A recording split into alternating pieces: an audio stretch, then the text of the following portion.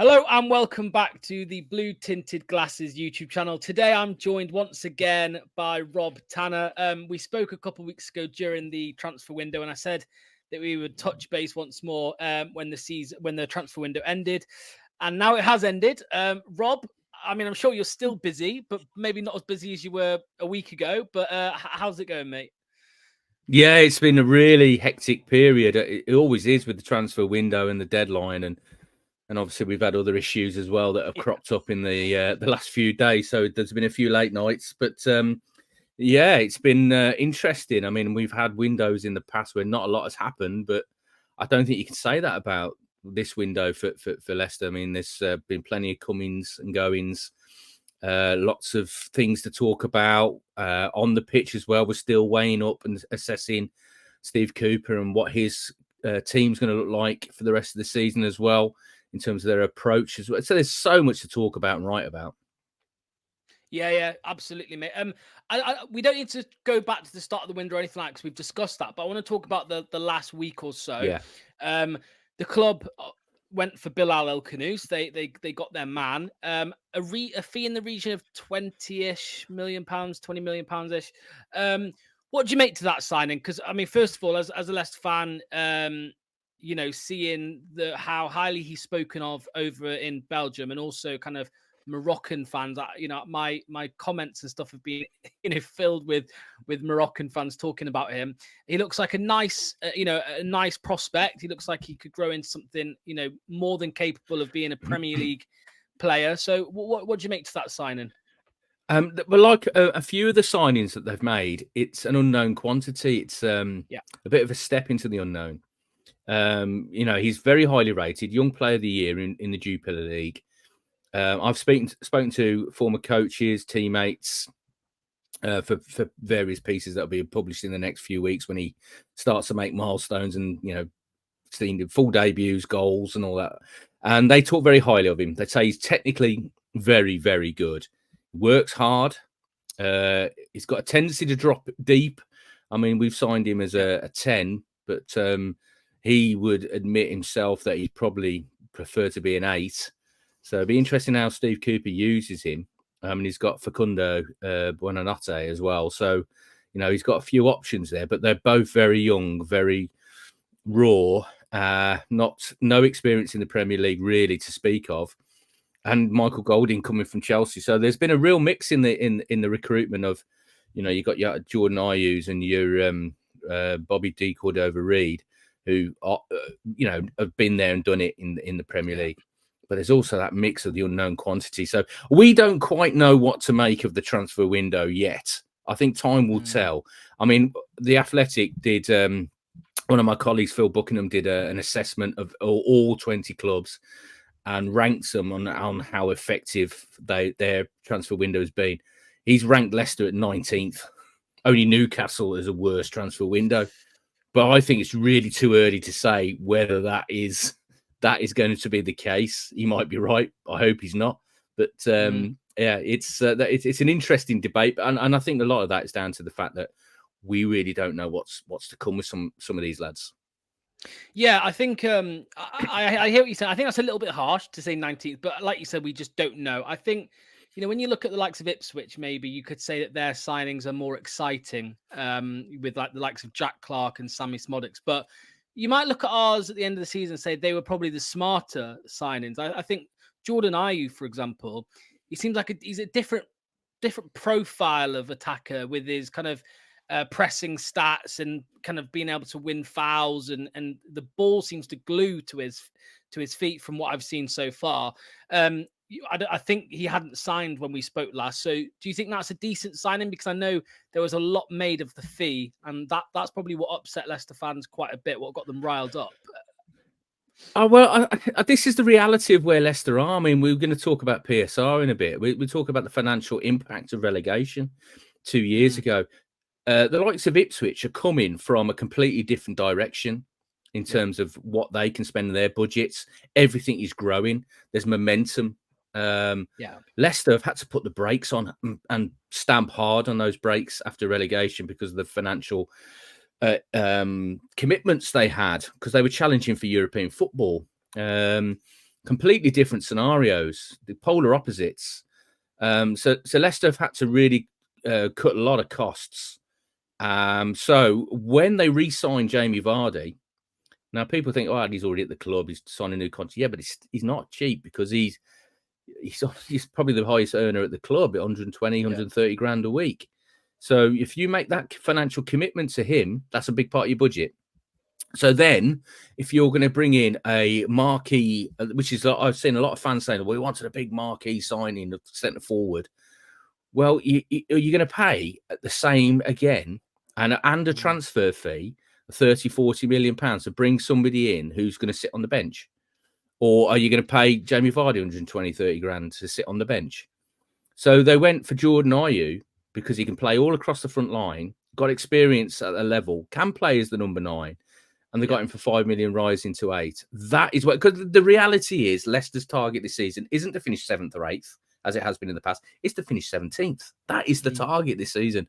So, and the budget, I mean, because they obviously the lowest spending of the 3 clubs that went up, even though the net spend is probably around 50 million, which is similar to what it was in 2021 when they didn't sell an asset, but they still brought in Daka, Samare, Vestergaard, Bertrand. It's still a significant financial commitment for the club. I mean, the club haven't notoriously been huge spenders. They've grown their budget and grown their wage bill, but in the transfer market, they've always reinvested. They've always sold an asset. And they've sold some really good assets and they've done some really good business. But 2021, it didn't go quite to plan.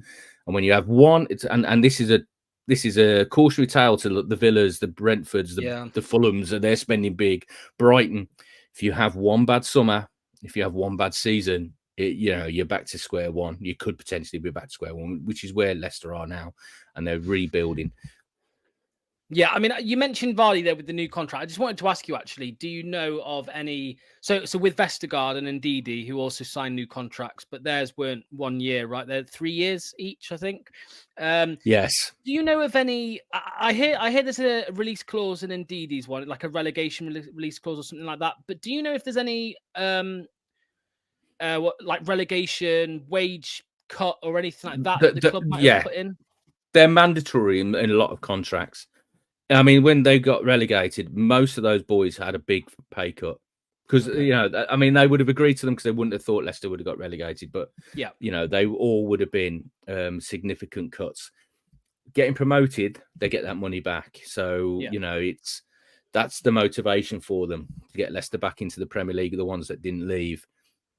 So there is that scenario. They're back in, and the wage bill will rise again. But I think Leicester have made significant cuts over the last 2 summer windows.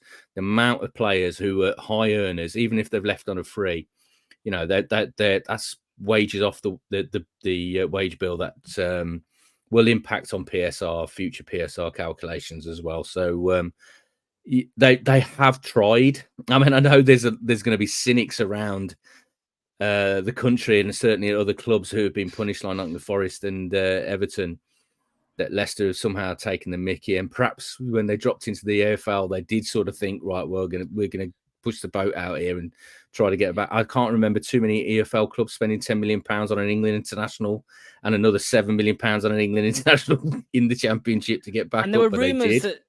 Yeah, it's not been confirmed, but there are rumours that both of those, Winks and Cody, their wages are quite high for a Championship player. Like, there will be high. Yeah, but they're England internationals. Yes, absolutely. You got to pay them what they're due. I mean, I think they genuinely signed for the motive of going to a club like Leicester and trying to get them back into the Premier League and then rebuilding their own careers.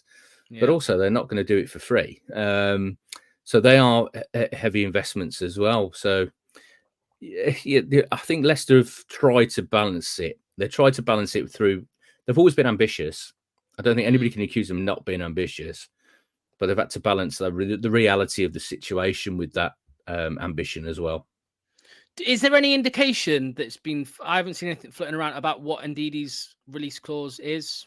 No, I don't know. I mean, during the summer, obviously Vestergaard, Jamie Vardy's contract to an extent, they were all agreed whilst Leicester were under a transfer registration. Sorry, not transfer, and registration embargo. They could sign players, but they couldn't register them to play. And that was the EFL preempting, trying to preempt a breach of PSR. Now they might be right, they might be wrong. We don't know. I mean, who would have known the outcome of the? I mean, people have been predicting Leicester are going to breach by so many million, and it's going to be horrendous, and they're going to get record points deductions and all this lot. It's pure speculation, really, because we don't know. And this is the thing with PSR; it's so ad hoc and so unregulated in many ways. It's just like they're making it up as they go along. Basically, I mean, they're going to have to redo the rules now and redefine the wording in their regulations, because they've lost the case against Leicester City, and they can't let that happen again. So who knows what the future holds? But I think Leicester have made an effort to really try and come under PSI in future, but they've still retained an ambition to re-establish themselves in the Premier League. Yeah, I mean, I know you've told me before that the club were like confident of getting off it, and someone else I know said the same thing to me, and I said they're in cuckoo land, but they've done it somehow. Let's kind of move over to obviously the PSR chat. I mean, it's a bit crazy, isn't it? That I mean, you know, Nick DeMarco, I remember seeing his name spoken about a few months ago and stuff like that. But you know, I've been sampling a lot of content from Sky, Talksport, all of this today, and it seems like it's such a technicality, such a loophole that we've gotten off on. It's you know, we've got off on this by the skin of our teeth, haven't we? It's legalese to the extreme, to put it mildly. I mean, they've been, you have to applaud them, really, to be they've been very astute, very clever. They found themselves in a situation that wasn't clever, having to cut back. They never ever thought.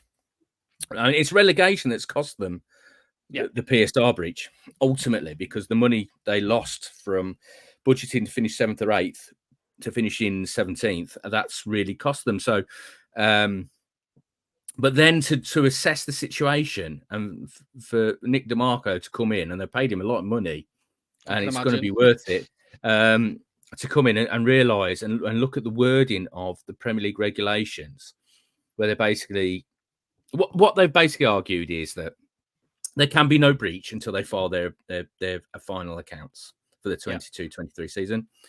They were no longer, by the mid-June, they handed their membership to Premier League to Luton Town, but they filed their final accounts on the 30th of June. So that is the moment, and this is what they argued. It was black and white in the regulations. That is the moment when the breach happened. So if they and the breach wasn't as big as people thought it was.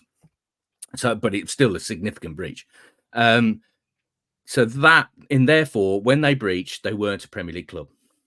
So does the Premier League have jurisdiction to punish them for a breach that can only be recorded after they gave up their membership of the Premier League?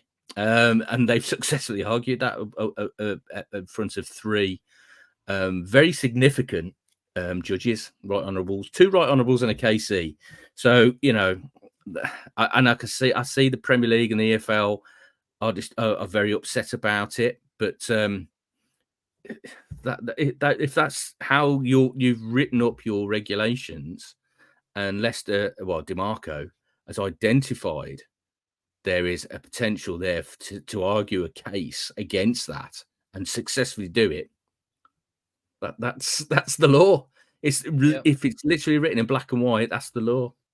Yeah, I saw the Premier League refer to like common sense or something like that. Common sense and interpretation, but in law there is no interpretation. There is the law, and that is where they've left themselves open. And it's an embarrassment for the Premier League. I mean, I do look at the Premier League sometimes, the most successful football league in the world, millions and millions and millions coming in. People watch it all around the world.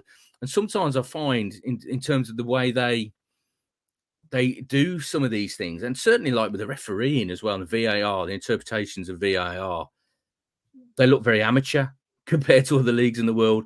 I mean, I know there's VAR controversies in other leagues as well, but they don't seem to be week to week to week as they are in the Premier League, and it just comes across a little bit amateur sometimes.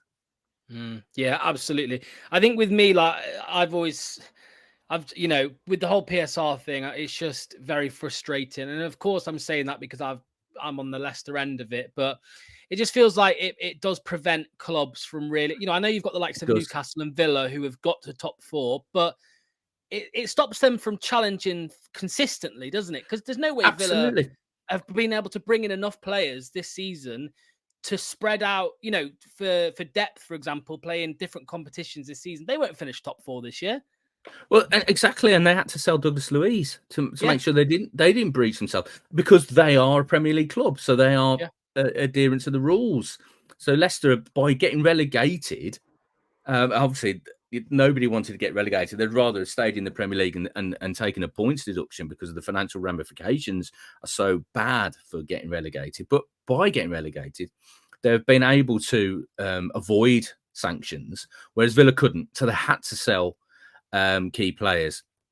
But I think what Leicester tried to do, and I have had a couple of messages from, because I live in the West Midlands, so I've got a couple of mates who are Villa fans, and they've sort of said, like, you've taken on the big boys and won here. And I think Newcastle and Villa, not so much Everton and Forest, obviously, because they've had sanctions, might look at this and go, well, that's encouraging for us in some ways, because it is a ceiling. PSR is a ceiling that only protects the elite of English football, the big six, and because they got their massive revenue streams and they can do things like sell hotels if they come anywhere near breaching. So I think they can. I mean, they are ambitious clubs that are genuinely. I mean, obviously Villa in the Champions League, but Newcastle, I mean, they ranked 20th in our survey of the transfer window because they couldn't spend anything. They've got pots and pots of money. They've got a nation state behind them, but I think the way PSR, which was supposed to be designed to stop clubs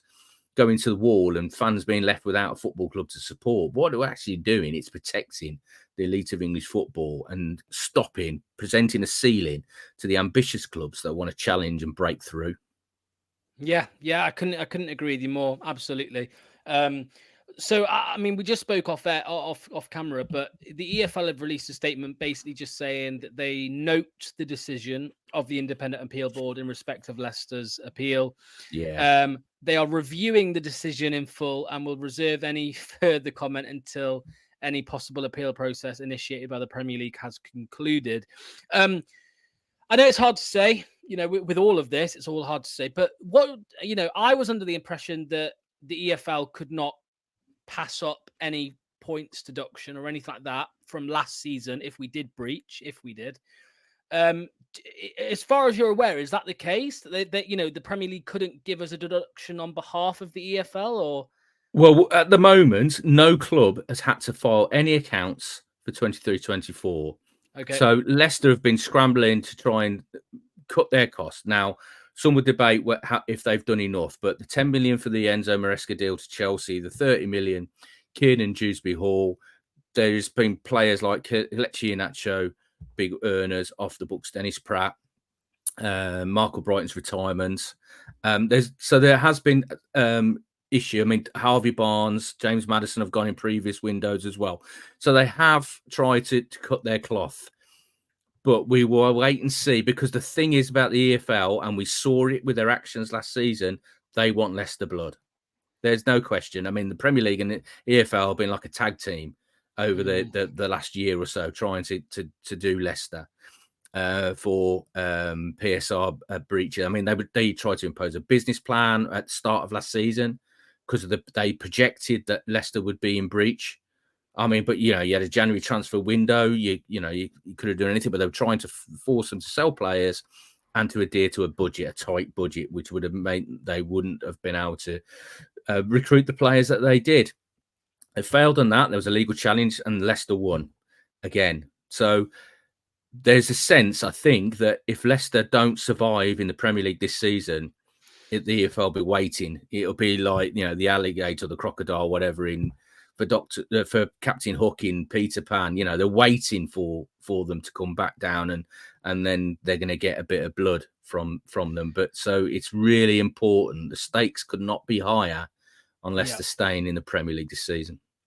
Well, that was 23-24. What I just mentioned there. Just going back again to 22-23. So, the appeal board determined that Leicester were not under Premier League jurisdiction, which is why Yes. we've avoided the. But now, because we're then technically under EFL, can the EFL punish us for 22-23?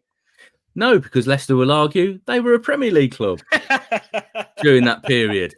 So it's nuts. It's crazy. this is falling through the cracks.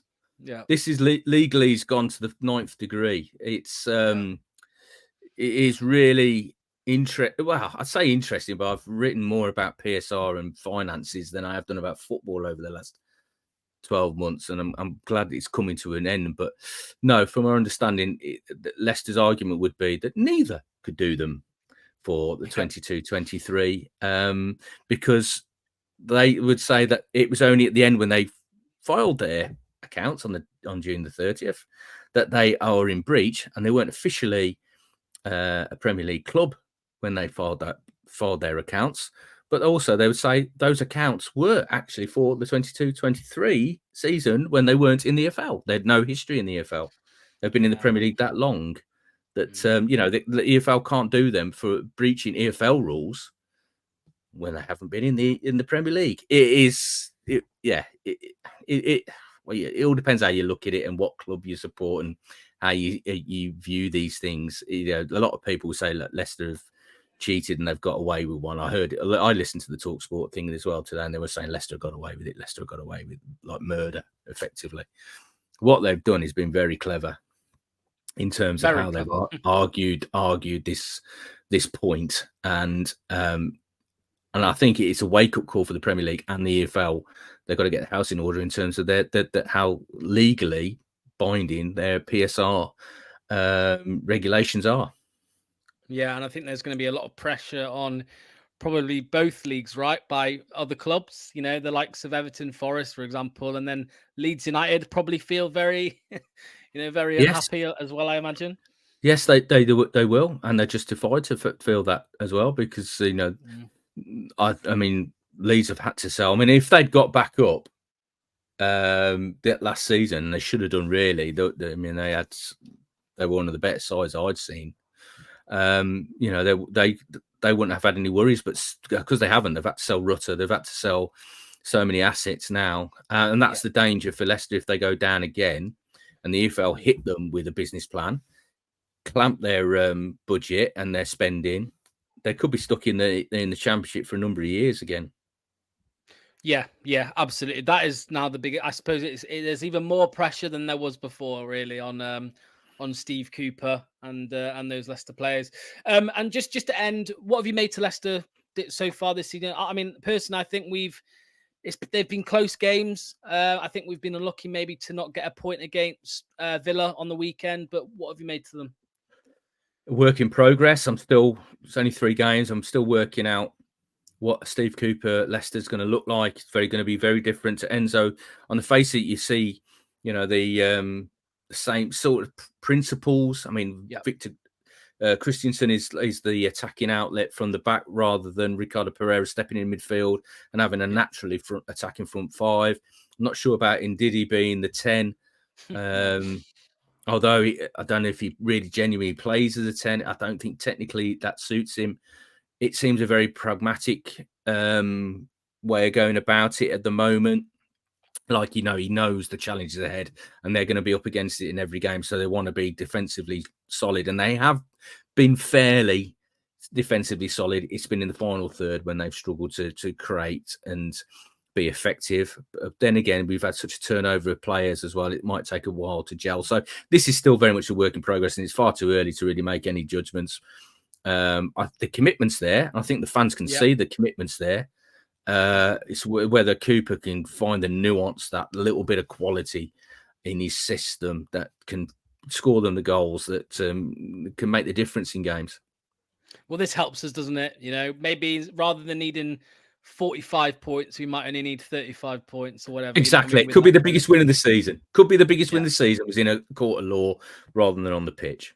Ultimately, if that 6, 8, 9 points, whatever people were predicting, cannot be pushed on Leicester, then that might give them a huge boost. Morale-wise, that will give them a huge boost going into the Crystal Palace game. Brilliant stuff. Thank you so much for your time, Rob. Much appreciated. Anyone Cheers. who doesn't know, you can check Rob out on Twitter or X at Rob Patana LCFC, and also on The Athletic, of course. Thanks again, Rob. I hope to speak to you again sometime soon. All right. Cheers. Thank you. Cheers, See you Rob. soon. Bye-bye.